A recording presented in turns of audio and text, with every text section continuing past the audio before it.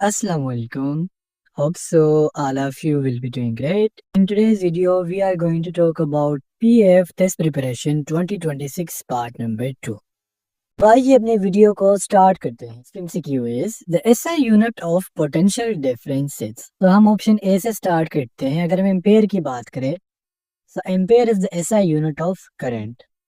Joule is the SI unit of energy and work. In energy और work का जो ऐसा यूनिट है वो एक है. वॉट इज द ऐसा unit of power and option D is the ऐसा यूनिट ऑफ इलेक्ट्रिक पोटेंशियल या फिर sorry potential difference. Number 2 is a hydraulic press works on the principle of. So hydraulic press जो होता है, इसके आपने videos देखी होंगी. इसमें बेसिकली आपको टू पिस्टन्स मिलते हैं. एक होता है स्मॉल पिस्टन और एक होता है लार्ज पिस्टन.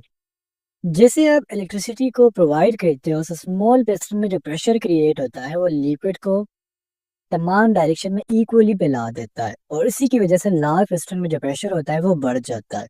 और ये जो हाइड्रोलिक प्रेस होता है ये वर्क करता है in the principle of Pascal's law. Sound waves required a plane for their propagation.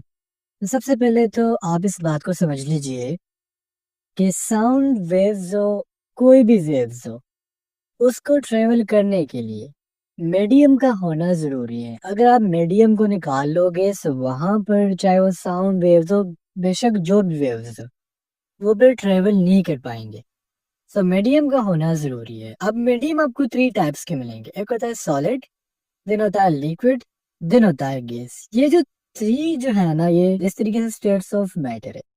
तो फिर अगर आपसे साउंड वेव्स की स्पीड के बारे में पूछ लिया जाए तो सॉलिड में सबसे ज्यादा है, देन लिक्विड में है, देन गैस में है. सबसे ज्यादा सॉलिड में है और सबसे कम किस में, सबसे कम गैस में. Four is sound waves travel faster in a medium. So जिस तरह मैंने आपको MCQs नंबर 3 में बताया, साउंड वेव जो है फास्ट मूव करती है सॉलिड में. सो आपका करेक्ट ऑप्शन क्या होगा, होगा सॉलिड में.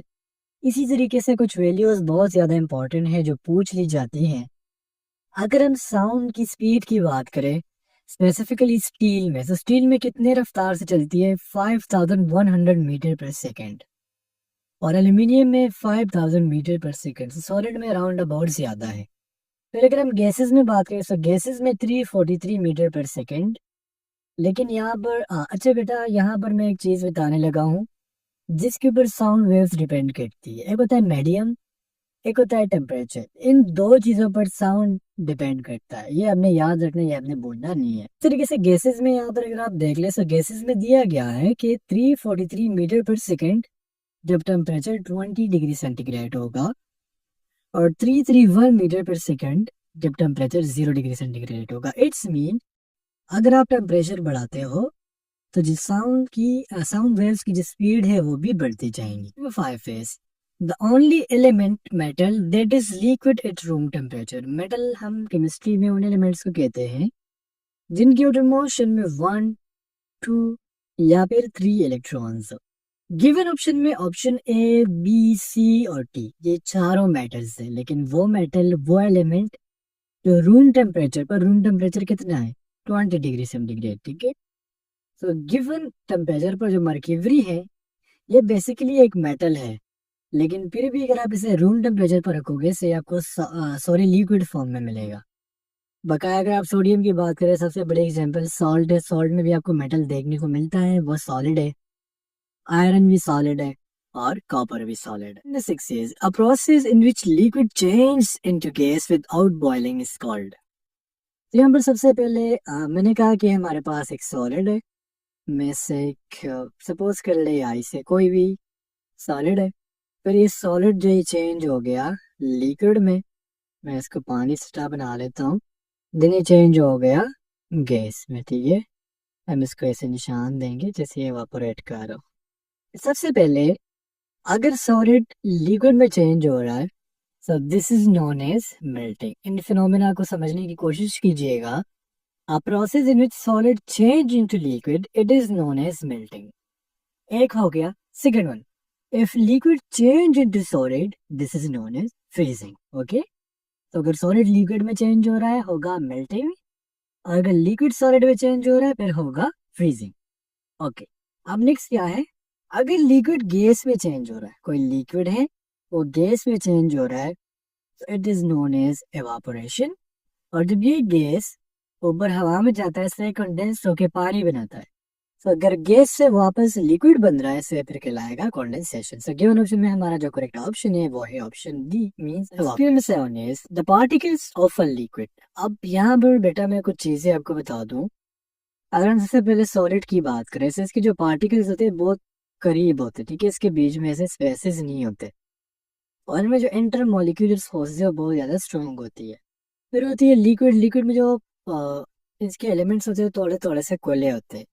और अगर हम गैस की बात करें, गैस में अगर एक पार्टिकल यहाँ पर है, दूसरा यहाँ पर होगा, तीसरा यहाँ पर होगा, इस तरीके से होता है। तो याद अगर हम लिक्विड की बात करें ऑप्शन ए को देख ले, आर टाइटली पैक्ड। सो हमारा फर्स्ट स्टेटमेंट गलत हो गया क्योंकि टाइटली पैक्ड नहीं होते। ऑप्शन बी को देख ले, are freely to move in a container but remain in a close contact with one another. तो हमारा जो ऑप्शन बी है, सबसे पहले तो मैं आपको करेक्ट ऑप्शन बता दूँ, वो ऑप्शन बी है। बिकॉज जब आप किसी कंटेनर में पानी को डालते हो तो वो ये नहीं होता कि कभी इधर जा रहा है कभी उधर जा रहा है ना, वो स्पेसिफिक शेप पकड़ लेता है और इसके जो मॉलिक्यूल होते हैं वो एक दूसरे के साथ अटैच होते हैं। ऑप्शन सी को देखिए, are widely spaced and move freely in any direction. So जो ऑप्शन सी है, these are the properties of gases, are sparse and vibrate at long distance. So option C और option D, these both are the properties of gases. Option A are the properties of the property of solid and option B is the property of liquid. Antonym of arrogant. अब arrogant का मतलब क्या होता है? वो बंदा जो बहुत ज्यादा मगरूर हो, गुरूर करता हो। मैं इसको सही तरीके से लिख लेता हूँ, गुरूर। तो इसको हम इंग्लिश में नाम देते हैं एरोगेंट का। और इसका यहाँ पर जो एंटोनिम है, एंटोनिम का मतलब होता है मुतजाद अल्फाज। मुतजाद मीन आपको मैं कहूँ सुबह तो आप मुझे कहे शाम, से इसको मुतजाद कहेंगे। और इसका जो एंटोनिम है वो है हम्बल। यहाँ पर अगर इसके सिनोनिम्स की बात करें, सिनोनिम्स इन मुतरादिफ अल्फाज जो सिमिलरिटीज रखते हो एक दूसरे के साथ। तो यहाँ पर अगर हम एरोगेंट के सिनोनिम की बात करते हैं तो फिर होता है मीक या फिर proud. He is wealthy but he playing helps the poor. अब यहाँ पर इससे मुराद ये है कि वो अमीर तो हैं लेकिन यहाँ पर अगर मैं कहूँ इजीली, तो इजीली हेल्प्स पुअर, ये तो यहाँ पर करेक्ट नहीं है। तो अगर मैं कहूँ एक्चुअली, तो यहाँ पर एक्चुअली भी करेक्ट नहीं है। बट यहाँ पर अगर रेयरली की बात करें, यानी वो अमीर तो है लेकिन वो गरीबों की कभी कभार मदद करता है। क्यों number 10 is what is the sum of all angles in a triangle. So बेटा अगर मैं कहूँ ये एक ट्रायंगल है, ठीक है, इसमें 3 एंगल्स आपको मिलेंगे। एक एंगल ये हम इसको लिखेंगे first, this is second and this is the third angle. अब एक एंगल को अगर आप निकालेंगे, सपोज करें आपने 1 को निकाल लिया तो 60 डिग्री के बराबर होगा। ठीक हो गया। सो एक ट्रायंगल में एक एंगल 60 का होता है। तो टोटल कितने हैं? 1 2 3। तो 60 को 3 से मल्टीप्लाई कर ले, सो ये आ जाएगा 180 डिग्री। सो यहाँ पर हमारा जो करेक्ट ऑप्शन होगा वो होगा ऑप्शन कंप्लीट दिस सीरीज। अब ये आपको एक सीरीज दिया गया है और ये बहुत सिंपल है। यहाँ पर हमने जस्ट 2 को ऐड करना है। लाइक 2 + 2 4, 4 + 2 6, 6 + 2 8, 8 + 2 10, 10 + 2 करेंगे तो आपका आंसर आ जाएगा 12। Question number 12 is what number come next in this series. अब यहाँ पर आप देख ले, तो हम एक लार्ज नंबर से स्मॉल नंबर की तरफ जा रहे हैं। इसमें यहाँ पर हमने करनी है सब्ट्रैक्शन। लाइक 34 में से यहाँ पर अगर मैं इसको रिमूव कर लूँ, तो 34 में यहाँ पर 10 माइनस हुआ है तो आ गया 24। तो 24 में से आप ऐसा कर ले, 8 को माइनस कर ले तो आ जाएगा 16, 16 में से 6 को माइनस कर ले तो आ जाएगा 10, 10 में से 4 को माइनस कर ले आ जाएगा 2। तो इट्स मीन पहले 10 माइनस हुआ, फिर 8, फिर 6, फिर 4। अब हम माइनस करेंगे 2 को, तो 6 माइनस 2 करेंगे तो आपका आंसर आ जाएगा 4। 13 is what is the standard form of a quadratic equation. Standard form का मतलब ये होता है, मुझे स्पेसिफिकली इस टाइम पर याद नहीं है, लेकिन यहाँ पर मैंने ऐसे प्लस माइनस b² - 4ac है, ठीक है। इस तरीके से एक इक्वेशन है क्वाड्रेटिक इक्वेशन। लेकिन जब आप इसको इस फॉर्म से निकालते हो और इसको स्टैंडर्ड फॉर्म में यानी स्ट्रेट में कन्वर्ट करते हो, तो इस तरह आएगा ax² + bx + c = 0। सो यहाँ पर हमारा जो करेक्ट ऑप्शन है वो है ऑप्शन ए में। मैं दोबारा यहाँ पर स्क्वायर डाल लेता हूँ, ax² + bx + c = 0। And skill number 14 is if the first day of a month is Monday. First day यहाँ पर क्या है, वो मंडे है। What is the date of the third Friday of the month? So अगर third Friday की बात की जाए सो वो कौन सा डेट होगा। सो यहाँ पर देखिए फर्स्ट डेट को मंडे है, सेकंड को हमारा हो जाएगा ट्यूसडे, थर्ड को हो जाएगा वेडनेसडे, फोर्थ को हो जाएगा थर्सडे और फिफ्थ को हो जाएगा फ्राइडे। यानी जो हमारी फर्स्ट फ्राइडे आ रही है वो 5 को है। अब नेक्स्ट फ्राइडे कब आएंगी? सो 5 में क्या करो 7 को ऐड कर लो, सो 12 को एक फ्राइडे आ जाएंगी, फिर 12 में 7 को ऐड कर लो, सो आ जाएगा 12 प्लस 7, सो आ जाएगा 19। तो नेक्स्ट जो हमारी फ्राइडे होंगी वो 19 को आएंगी। ये मैंने कैसे किया?